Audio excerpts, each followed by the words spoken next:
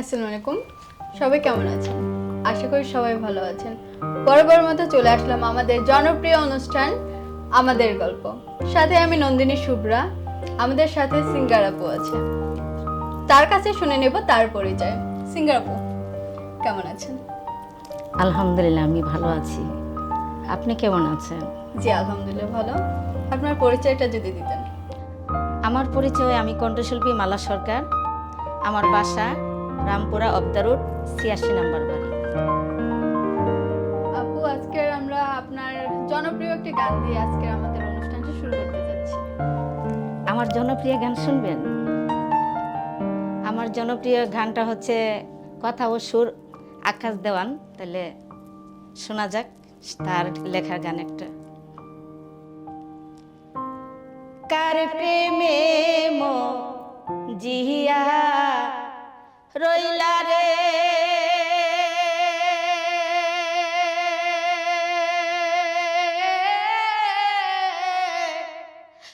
বন্ধু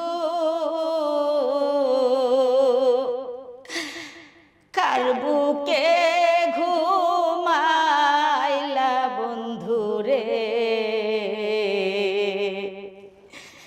আমার কথা নাই কি তোমার মনে, আমার কথা নাই কি তোমার মনে, কার প্রেমে মজিয়া রইলা রে,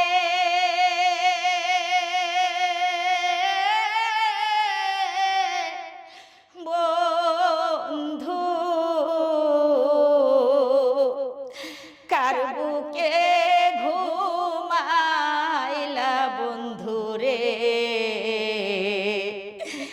আমার কথা নাই কি তোমার মনে, আমার কথা নাই কি তোমার মনে। অসংখ্য ধন্যবাদ আপু এত সুন্দর একটি গান দিয়ে আমাদের অনুষ্ঠানটি শুরু করার জন্য। আপু আপনি তো সিঙ্গার, আপনার সিঙ্গার হওয়ার ইচ্ছেটা কবে থেকে? আমার ইচ্ছাটা হচ্ছে আপু, আমার বাবা যখন চাকরি করে, তখন আর্মির চাকরি করে, যখন আমার বাবা গান করতো তখন আমি ছোট ছিলাম। বাবার গান দাঁড়িয়ে দাঁড়িয়ে শুনতাম আর ভাবতাম কি আমি যদি কখনো বাবার মতো গান গাইতে পারতাম। তো আমার বাবার গান, আমার দুটা গান মনে আছে।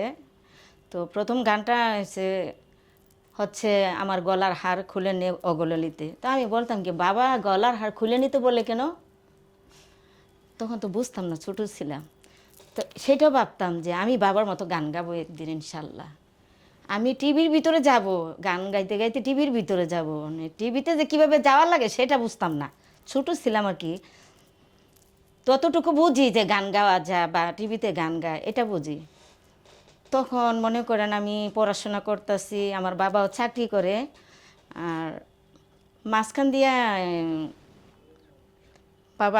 বাবার বাড়িতে ঘটক পাঠাচ্ছে শ্বশুর বাড়ির থেকে, যে এই মেয়েটাকে আমাদের পছন্দ হচ্ছে। তখন আমি প্রাইমারি স্কুলে পড়ি, আমার বাবার কাছে ঘটক পাঠাচ্ছে, আমি ছোট, আমি পড়তাছি, আমি যে ঘরে পড়তাছি একা, আমি একা। আমার টেবিলটা লড়তেছে, আমাকে ধাক্কা দিতেছে কি, আমি ডাইনে বামে তাকাচ্ছি যে কেউ আইসা আমাকে টেবিলে লাড়াচ্ছে কেন, দেখি যে কেউ নাই, আমার পিছনে কেউ নাই। আচ্ছা। এইদিকে তাকাই, বামে তাকাই, ডাইনের দিকে তাকাই, বামের দিকে তাকাই, কেউ নেই। তো ভাবলাম যে ভূমিকম্প আসছে, মার কাছে দৌড়ে গেছি। মা বলতেছে বাবাকে, না আমার মেয়ে ছোট, বিয়ে দিব না, এখন আমি বিয়ে দিব না। আচ্ছা। এখন আমার শ্বশুর বলতেছে কি, ভাই আমি মুরগি তোলের বাচ্চা দিয়ে খেয়ে নিতেছি, আমার ছেলেটা যেহেতু ঢাকা থাকে আসে না, মেয়েও ছোট, এটাই ভালো হবে, মেয়ে আস্তে আস্তে বড় হবে, আমার ছেলে আসবে।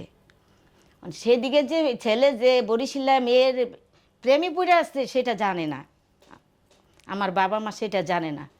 কিন্তু এই ছেলে এত ডেয়ারিং ছিল, ডুবে ডুবে পানির নিচে মাছ খাওয়াচ্ছে, কিন্তু আমার বাবার বাড়ি কেউ জানতো না। আমার হাজবেন্ড যখন চলে যায়, তখন আমার কোলে আমার ছেলে 8 মাস বয়স তার। তখন সে কি করলো জানেন, সে যে চরিত্রহীন, হ্যাঁ কিন্তু পাক্কা চরিত্রহীন, ঘরে বউ রেখে কেউ পালাইয়া যায় বলেন। আমার 8 মাসের বাচ্চাটা রেখা আমার নাকের ফুল একটা, সেইটা কত ছোট লোক, সে নাক ফুলটা বাচ্চার ফিটাটা রেখে দিছে, আমার একটা পরনে কাপড় পরে বের করে দিছে। তখন আমি কান্না করতে করতে চলে যাচ্ছি, হঠাৎ করে ডাইন দিকে আমার নজর গেছে। আমার শ্বশুর গ্রাম, আমার বাবার গ্রাম, গ্রাম পাশাপাশি গ্রাম আপু, মাঝখানে একটা ঝিল। যখন আমি আমার শ্বশুরবাড়ি থেকে বের হইয়া রোডে উঠবো, তখন দেখি আমার হাজবেন্ড একটা মেয়ে নিয়ে রিক্সা দিয়ে যাচ্ছে। আপু যদি বিশ্বাস করেন, তখন মনে হচ্ছে কি জানেন, মানে আকাশটা যেন আমার মাথা ভেঙে পড়ছে।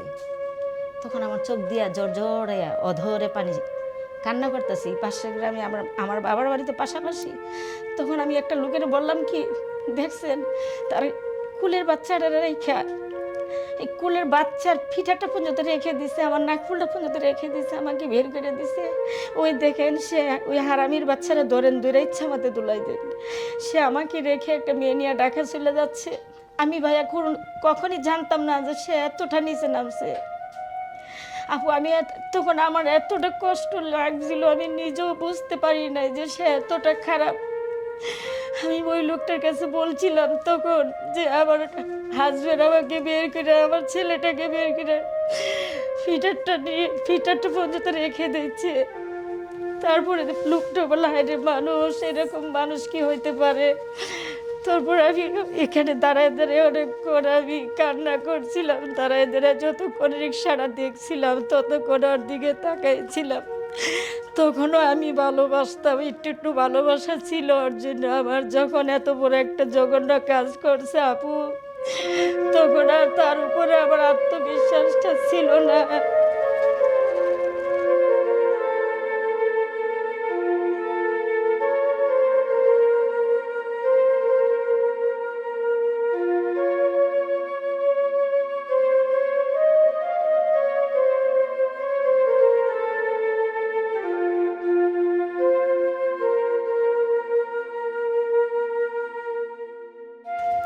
তাহলে আপু এখন আপনার সংসার কি করে চলছে, কি করে কাটাচ্ছেন এই দিনগুলো?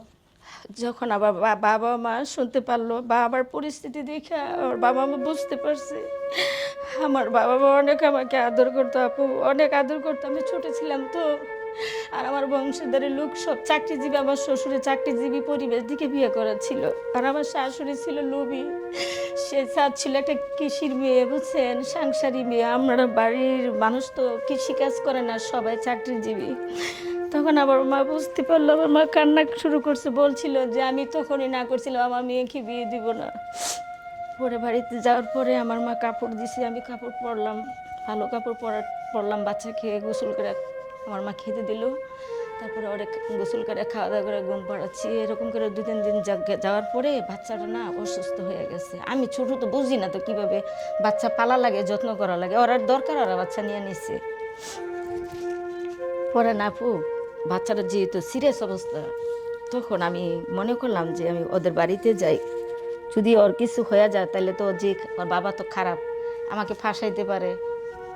আসলাম, বাচ্চাটা নিয়ে আসলাম। আসার পরে না আমার চাচির শাশুড়ি দৌড়াই আসছে। আরেক বাড়ির চাচির শাশুড়ি লাগে, উনি কিরে ছেলে তো বললা গেছে, যার মেয়ে নিয়ে ঢাকা আসছে সে দৌড়াই আসছে। আয়সা বলে কি, হ্যাঁ তুমি কেন আসলা? ইকবাল তো বললা গেছে যে কাকি যে এই থুতু ফেলেছি সে থুতু আর মুখে নিব না, আমি ওকে নিয়ে সংসার করব না, তুমি কেন আসলা? তখন আমার আপন চাষি শাশুড়ি এসে বললো কি, আপনি কি বলেন, আসবে না? ওর একটা বাচ্চা হয়েছে, আর ওকে তো ডিভোর্স দেয় নাই, ওর তো স্বামীর বাড়ি, সে আসতেই পারে। আপনি কেমন কথা বললেন যে তুমি আসলা কেন, যে থুতু ফালাইছে সেই থুতু মুখে দিবে না, এটা বলার দরকার আছে আপনার? ওর আপনি এই কথাটা বলছেন, ওর মনটা খারাপ হয় না? তারপর আমার জালেও সাপোর্ট দিছে, আমার যা আছে চাচা শ্বশুর করে, সেও সাপোর্ট দিছে যে না ঠিকই তো, ওর বাচ্চার শরীর ভালো না, শ্বশুর বাড়িতে আসবে না, আসছে ভালো করছে, ঠিকই আছে আসছে। তখন তাদের বাড়ির থেকে আমার শাশুড়ি ফোন করছে ওর বাবাকে যে তোমার ছেলের অসুস্থ, তোমার বউ বাড়িতে আসছে। হ্যাঁ, আসে নাই। তারপর এখন জীবন কি করে চলছে? এখন জীবন কিভাবে চলছে, তখন সে তো চলে আসছে বাড়ি থেকে। তাদের বাড়ির মানুষও আমাকে তার মা আর বোন আছে, 3 বোন। আমার মেয়ে জুলনরটা এত দরজাল ছিল আপু, আমাকে অনেক জ্বালাতন করতো। ওই যে আমার বাবার বাড়ি থেকে আমাকে খাবারের জন্য আমার ভাই, আমার বোনেরা, বোন আছে ছোটো একটা, আমার মা খাবার পাঠাতো যে ওর শাশুড়ি তো সময় মতে খাবার দিবে না, খাবারটা নিয়ে যাও।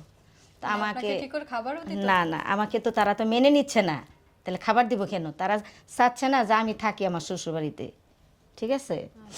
তো আমি তো থাকতেছি, আমি তো মনে করতেছি, আগে তো সেটা বুঝতাম না যে যেহেতু স্বামী আমাকে ভালোবাসে না আমি কেন আসবো। আমি মনে করতাম মানুষ তো খারাপ বলবে যে বিয়ে দিছে, স্বামীর ভাত খাইতে পারতেছে না, বাবার বাড়িতে এসে পূজা দিচ্ছে।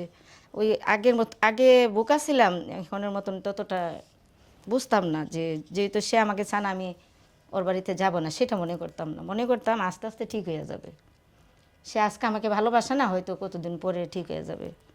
এই জন্য ওদের বাড়িতে আমি থাকি। দেখি যে না, আমার শাশুড়ি আমার ননদ আমাকে অনেক জ্বালাতন করে। তারপরে কি করলাম, বাচ্চাটারে নিয়ে ঢাকা যে কিভাবে আসা লাগে আমি কখনই আসিনি। এর আগে আমি বিয়ের আগেও আসিনি, পরেও আসিনি। আমার বাবা যে ঢাকা চাকরি করতো, তো তারা ফ্যামিলি আনতো না ঢাকা, বাড়িতে রাখতো। আমার দাদারও অনেক সম্পদ আছিল, সম্পদ দেখবো কে, এই জন্য আমার মাকে বাড়িতে রাখতো। যাক, আমার মা চাষিরা বাড়িতে থাকতো, দেশে থাকতো, গ্রামের বাড়িতে। তো আমি ঢাকা, আমি মনে করতাম গাড়িতে উঠলে বুঝি ঢাকা আসা যায়, গাড়িতে উঠলে যে কিভাবে আসা লাগে সেটা বুঝতাম না। তারপর আমি ঢাকার গাড়িতে উঠলাম, ওঠার পরে আমি কান্না করতেছি বাচ্চাটা কোলে নিয়ে। একটা লোক আমাকে বলল যে আপু, আমি আপনাকে একটা কথা জিজ্ঞেস করতে পারি? বললাম হ্যাঁ, জিজ্ঞেস করেন। আপনি দেখছি সে গাড়িতে ওঠার থেকে আপনি কান্না করছেন কেন আপু, একটু বলতে পারেন? আমি বললাম কি ভাইয়া, আমি তো জীবনে ঢাকা আসি নাই, আমার হাজব্যান্ড ঢাকা বড় মগবাজার চাকরি করে, বিস্কুটের কারখানা চাকরি করে। নাম কি? মোহাম্মদ ইকবাল হোসেন। তো আপু ঠিক আছে, আপনি যখন বলছেন আপনি আমার গ্রামের বোন, আমার দেশের বোন, আমি আপনাকে আপনার যত কষ্টই হোক আপনার হাজব্যান্ডের কাছে আমি পৌঁছাই দিব। ছেলেটা না আমার দিকে পছন্দ হয়েছিল, অনেক সুন্দর, বুঝছেন আপু, অনেক হ্যান্ডসাম ছিল ছেলেটা, আমার কুলে আমার ছেলে। তো আমাকে যে সে এত বড় একটা উপকার করলো, ওই ছেলের উপরে সে যে তাকে যে কৃতজ্ঞতা জানাবে সেটা না কইরা উল্টা আরো সন্দেহ করছে আমাকে। ও ছেলেকেও করছে, আমাকেও করছে, যে তার সাথে অবৈধ সম্পর্ক আছে। আসলে কিন্তু তা না, সে আমাকে জাস্ট হেল্প করছে, আমার হাজব্যান্ডের কাছে নিয়ে পৌঁছাই দিছে যে ভাইয়া আপু গাড়িতে ওঠার থেকে কান্না শুরু। তো কান্না করতে করতে যখন ঢাকা মাঝামাঝি আসছে, তা আমি উনির পরিচয় নিলাম। তো আমি বললাম আপু ঠিক আছে, আপনি কান্না করেন না, আপনার আমি জায়গা মতো যতক্ষণ না পৌঁছাইতে পারি আপনারা ছাইরা যাব না। যেহেতু সে আমার দেশের বোন পরিচয় দিছে, তাইলে আমি বোনটারে কীভাবে মাঝের পথে ছেড়ে দিয়ে যাইতে পারি। এই জন্য আপনার কাছে পৌঁছাই দিয়ে গেলাম, এখন আপনার ওয়াইফ আপনার দায়িত্ব রাখেন। এই কথা বললে সে চলে গেছে। তো আপনার হাজবেন্ড এটা মানে নাই? আমার হাজব্যান্ডে আমাকে উল্টাপাল্টা কথা বলছে। আচ্ছা আপু, আপনার ডিভোর্সটা কেন হয়েছিল? ডিভোর্সটা কেন হচ্ছিল, আসলে সত্যি কথা বলতে কি, ওর তো ইচ্ছা নাই আমাকে নিয়ে সংসার করার। ওর তো সংসার আছে, ও বুঝতেছে যে আমার তো মালারের দরকার নাই, আমার তো সংসার আছে। সে একটা পারবে, একটা দিকে তো মন মজায় রাখছে। তো যখন আমার শাশুড়ি আসলো আমার বাসা, তখন আমার শাশুড়ি বলতেছে কি, তোমার ওয়াইফে নাস্তা বানাইতে দেরি করছে, আমাকে খাবার দিব দিকে সে নাস্তা বানায়নি। আসলে এটা না, আমি সকালবেলা ওইটা নামাজ পড়ছি, কোরআন শরীফ পড়ছি, রান্নাঘরে গিয়া কিছু জিনিসপত্র ধোয়া মোছার দরকার ছিল, কইরা নাস্তাটা বানাচ্ছি। খাবারটা নাকি দেরি হচ্ছে, এই জন্য আমার শাশুড়ি আমার হাজব্যান্ডের কাছে নালিশ দিছে আমার নামে। আর সে আমাকে সেখান থেকে চটকিরে আসে আমাকে ডিভোর্সটা দিল মুখে, এটা দিছে মুখে। যখন মুখে দিছে, আরেকটা লোক ছিল, আমার বাগনি ছিল, আমার বাসা বেড়াইতে আসছে, তার সামনে দিছে। তখন আরেকটা লোকের শুনে, তৃতীয় পক্ষের লোকের শুনে বলে কি, আপনার উপরে এত নির্যাতন করে, আপনি কেন এখানে পড়ে আছেন? আপনি শুধু বলেন, একবার বলেন, মহিলা সংস্থায় গিয়ে আমরা অভিযোগ করব, তাকে শায়েস্তা করে দিব, জেলের ভাত খাওয়াবো। তখন আমি বললাম কি যে আপু, যেহেতু আমার ছেলেটা ছোট, থাক, ওইটা আমি করব না, তার বিচার আল্লাহই করবে। সে যেহেতু আমাকে এইভাবে দিনের পরে দিন নির্যাতন করতেছে, এটা যদি আমি বলি বিচারটা আমি পাবো জানি, কিন্তু আমি বিচারটা দিব না, যেহেতু আমার ছেলেটা ছোটো, আমার বাচ্চাটাকে আবার মানুষ করতে হবে। আর যদি আমি মানুষ করতে যাই, আমি তো বেকার, আমি তো কোনো কাজ করি না, তাহলে তার দরকার আছে সে যতই জ্বালাতন করুক না কেন, আমি আমার বাচ্চার মুখের দিকে তাকাই আর সব আমার জ্বালা সহ্য করতে হবে। এরকম করতে করতে না আপু অনেক দিন পার হয়ে গেল। ও যে আমাকে মৌখিক ডিভোর্স দিছে, তবু আমি পড়ে আসছি, বুঝছেন। আমি যাই না দেখে আমাকে অনেক টর্চার করে আপু, অনেক টর্চার করে, জানেন না, যেগুলো আমি বলতে পারবো না মুখ দিয়ে। আমি সংক্ষিপ্ত বলি, আমার ছেলেটা যখন আমাকে টর্চার করে আমার হাজব্যান্ড, তখন আমার ছেলেটা খাটের নিচে পালায় থাকে। একদিন আমাকে বললে কি, আম্মু তুমি মরো না, তুমি এই বেটার সংসার করো কেন, ওকে বটি দিয়ে কোবাইতে পারো না, তুমি না রেললাইন দিয়ে হেঁটে হেঁটে মামার বাড়িতে চলে যাও, নানির বাড়িতে গিয়ে আমরা তোমাকে দেখতে পারবো, আমি মাকে ডাকতে পারবো।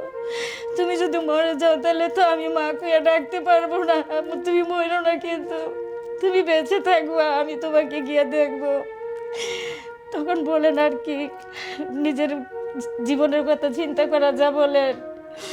যখন ছেলেটাই কথা বললো, তখন আমি আর আমার মরণের কোনো ডিসিশন নেই নাই। একদিন নিয়েছিলাম যে লাইনের তলে পরে মরে যাব, কিন্তু আমার ছেলের দিকে তাকাই আমি পারি নাই আপু, আমি মরতে পারি নাই। তারপরে কি করলো, যেহেতু আমাকে এত নির্যাতন করছে, আমি চলে যাই নাই। তারপরে কি করলো জানেন, একদিন কোর্টের থেকে আমাকে একটা কোর্ট নোটিশ পাঠাচ্ছে। আমি জানতাম না, যখন সে আমার ঘরে এই কাগজটা, একটা চিঠি দেন, আগে চিঠি দিত না খামের ভিতরে বইরা, একটা খামের ভিতরে আমার টি টেবিলে, আমার বেডরুমে টি টেবিলের উপরে একটা খামের ভিতরে কাগজটা। আমি জানতাম না, আমি একটা অনুষ্ঠানে যাবো, কিরে আমার টি টেবিলের উপরে এটা কোথায় থেকে আসলো, এতদিন তো দেখিনি, কাগজটা হঠাৎ কোথায় থেকে আসলো। আমি ওই খামটা থেকে কাগজটা খুললাম, পেপারটা খোলার পরে আমি যখন পেপারটা পড়তেছি, হ্যাঁ, বইটা দেখি কি এটা একটা কোর্ট নোটিশ। তখন আমি আমার ছেলেকে দেখাইলাম,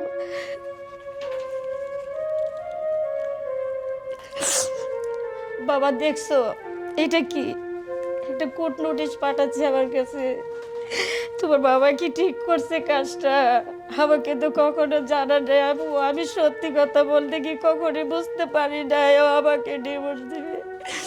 আমি মনে করতাম ও আমাকে কখনো ডিভোর্সটা দিবে না, ও যতই করুক আমাকে ভয় দেখানোর জন্য করছে। আমি মনে করতাম যে যেহেতু আমি ছোট, হয়তো আমি তাকে ভালোবাসি নাই, তার কাছে যাচ্ছি না, হয়তো তার কথা শুনি না, এই জন্য হয়তো আমাকে ভয় দেখানো হচ্ছে। আপু সত্যি যে আমাকে ডিভোর্স দিব, এটা আমি কখনোই কল্পনা করি নাই আপু, কখনো আমি বুঝতে পারি নাই যে আমাকে সত্যি আমাকে ডিভোর্স দিবে, সত্যি সত্যি আমাকে ডিভোর্স দিছে আপু। তাহলে এখন ছেলেকে নিয়ে কেমন কি আছে?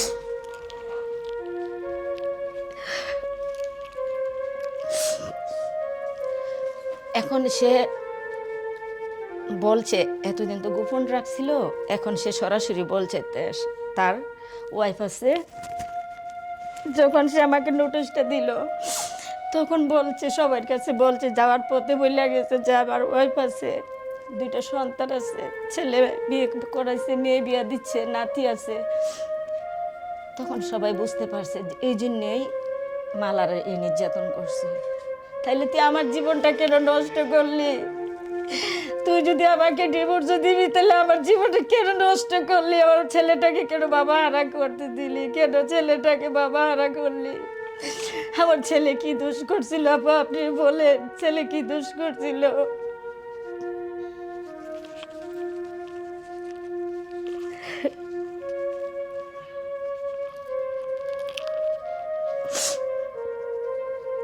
সবকিছু পরে এখন কেমন আছেন?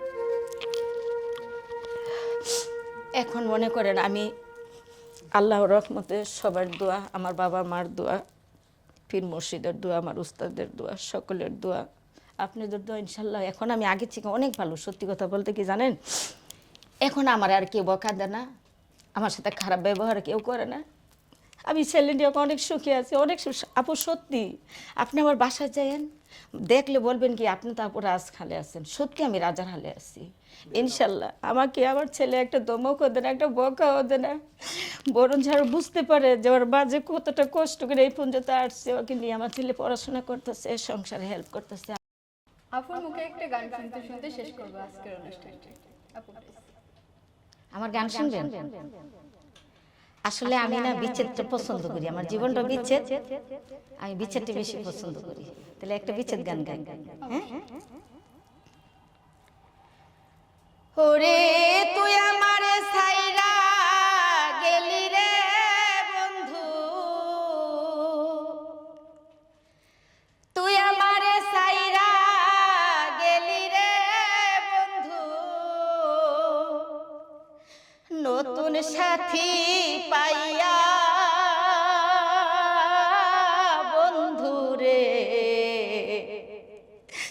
ভুলিতে পারলাম না রে তোর মায়া বন্ধু রে, ভুলিতে পারলাম না রে তোর মায়া। তুই আমারে সাইরা গেলি রে বন্ধু, তুই আমারে সাইরা গেলি রে বন্ধু, নতুন সাথী পাইয়া বন্ধু রে, ভুলিতে পারলাম না রে তোর মায়া বন্ধু রে, ভুলিতে পারলাম না রে তোর মায়া বন্ধু রে, ভুলিতে পারলাম না রে তোর মায়া বন্ধু রে, ভুলিতে পারলাম না রে তোর মা।